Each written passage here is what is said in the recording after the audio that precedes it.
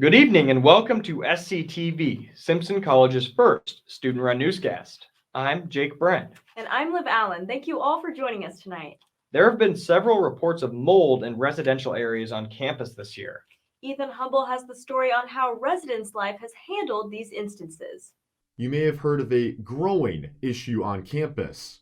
There were 6 rooms on the second floor of Kresge that were all affected by mold.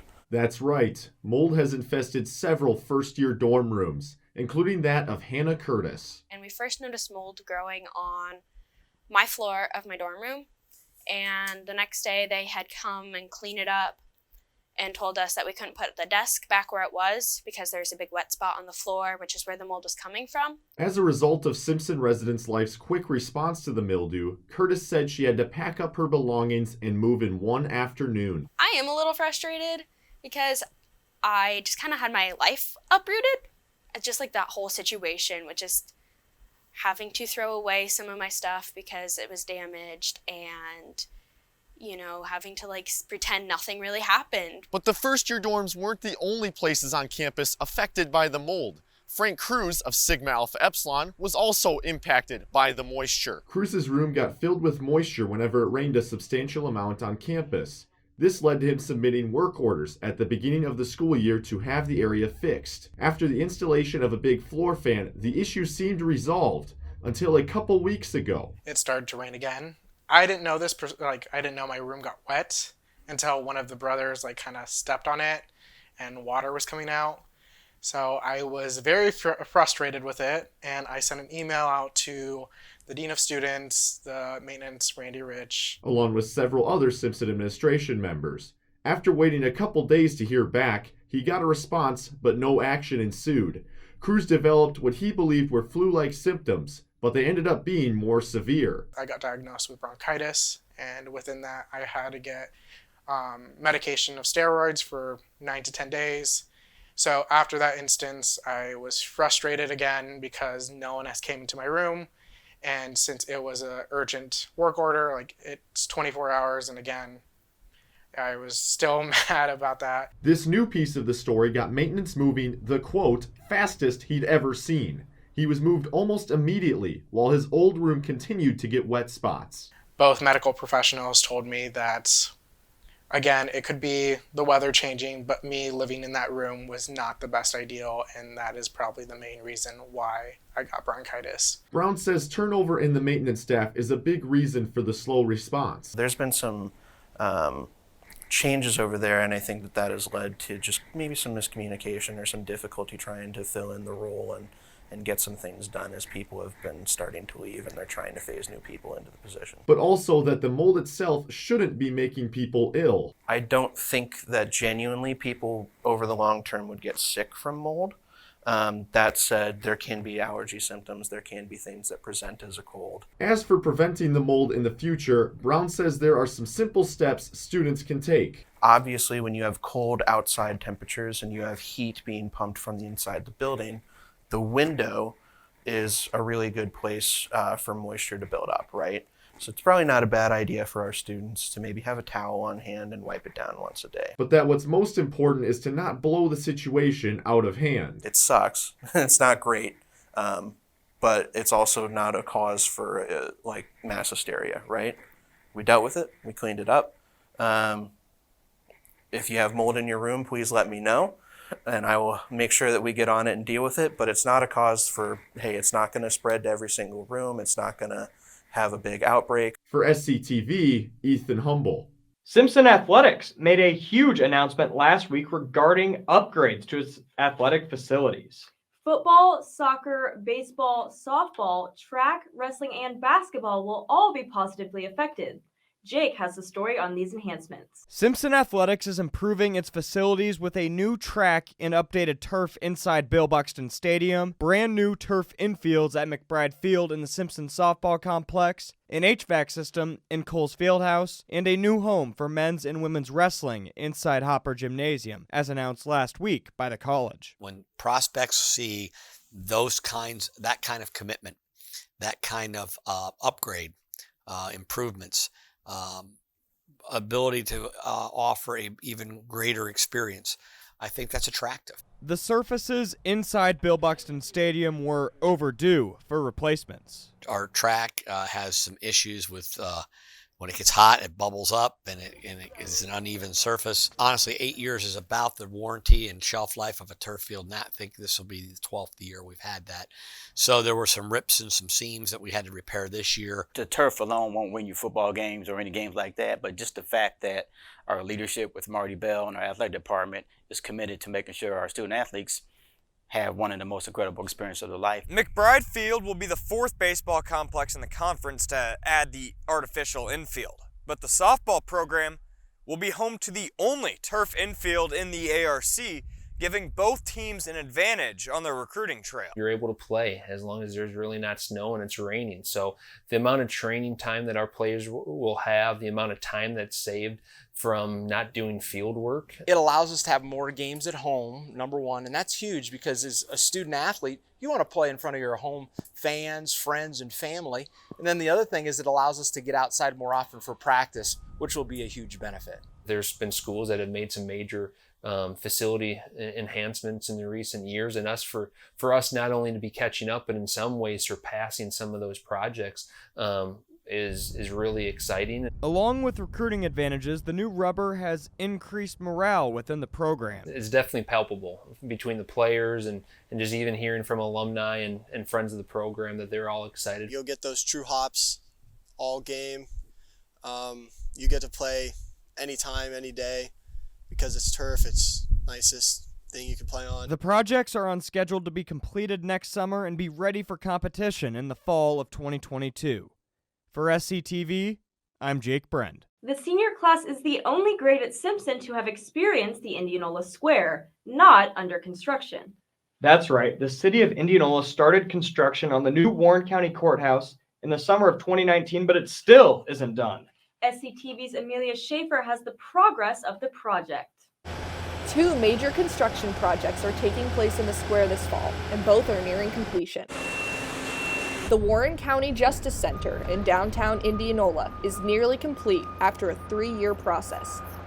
As of right now, the project is estimated to be completed in February 2022. The first floor of the Justice Center will house the clerk's office, 2 courtrooms, the sheriff's office, and the sheriff's staff. Potentially, there will also be space left for adult probation to be added in later. The second floor will house the jail, the county attorney's office, and 2 additional courtrooms. It's been kind of fun to watch everything come together, but it's been really a group of very talented people that it's just fun to watch everybody shine and make this all work.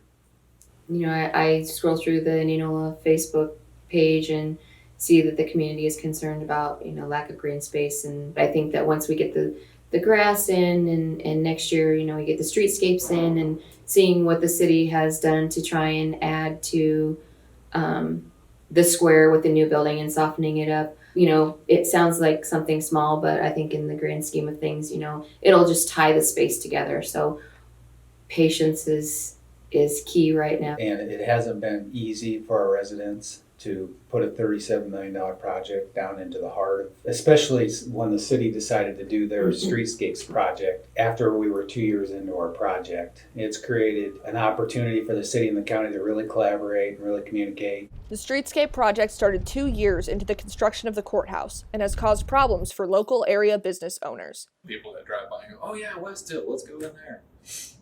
We haven't seen them. So it's pretty much just our regulars and then a few weekend travelers, I would say. Sometimes because there's other businesses around here that they are also struggling for parking. And so they'll park there. And when our food trucks come at 5, they're still parked there. Construction for the streetscape project is scheduled to be completed by the end of November. As of right now, customers are advised to park in the city parking lot or on the side roads. This is Amelia Schaefer reporting for Sctv.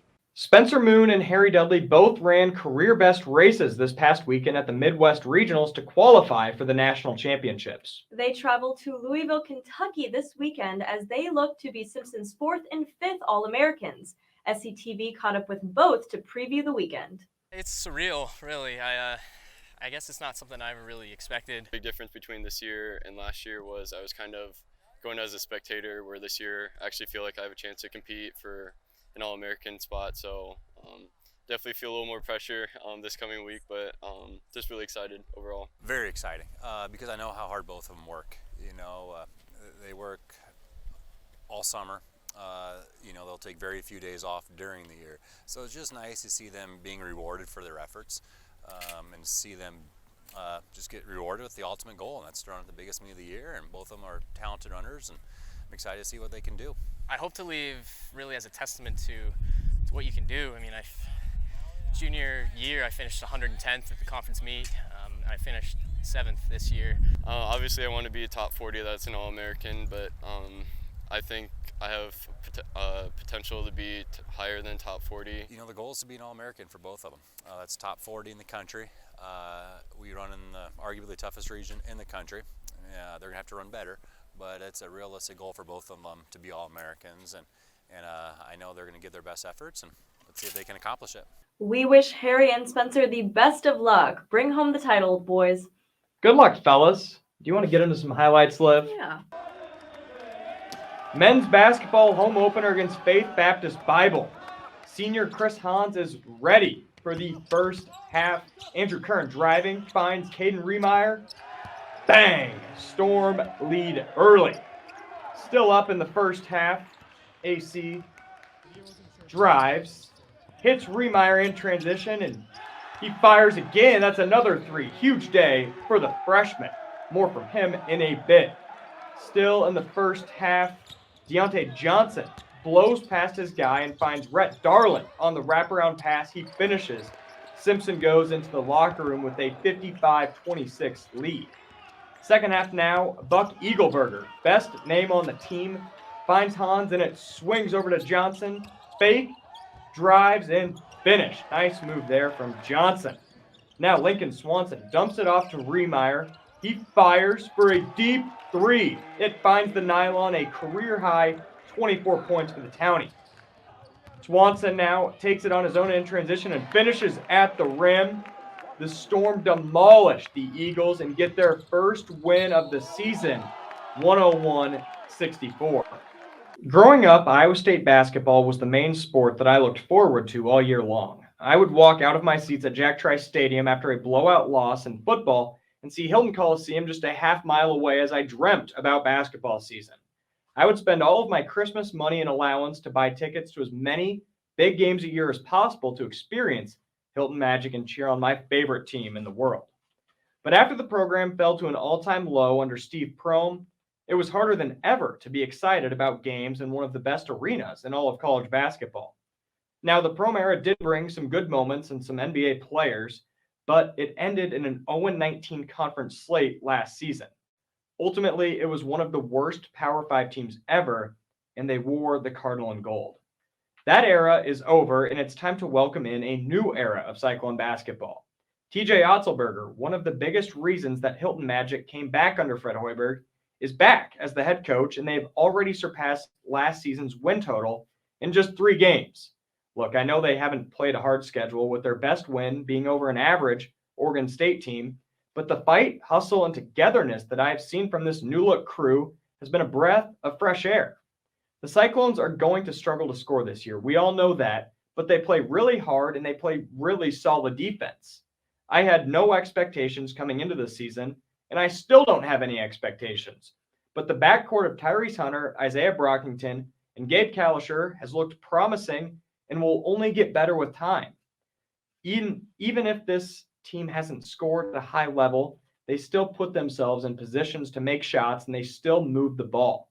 And nonetheless, even if they don't score, for the first time in years, I look forward to watching Iowa State basketball. For the first time in years, I'm optimistic about the future of the program. And for the first time in years, I know what time and what day they play. The Cyclones will still be towards the bottom of the Big 12 and won't be playing in March Madness this year. But who knows what next year will look like with Taman Lipsey and Eli King coming in. None of that is important right now. All that matters is that there's energy and excitement around Cyclone basketball again. I'm Jake Brend, and that's my take. Now let's look at a few other sports scores from the weekend. Wrestling faced the national champs from last year, Wartburg, and Dylan McChesney still picked up a win. They lost 41-3. Freshman Chris Martinez also took home second at the Grandview Open this Saturday. Sixth-ranked women's basketball opened their season with a big win behind ARC Player of the Week, Jenna Taylor. I have a feeling we might be saying that a lot this year. Men's basketball started with 2 close losses before their win last night, and football closed out the season with a loss at home to Wartburg. That will do it for us this week, and we'll be back next week after Thanksgiving. As always, we want to give a big thanks to Professor Siebert, Professor Carpinelli, and Professor Steffen for helping make this newscast possible. Thank you for tuning in, and as always, you stay classy, Simpson.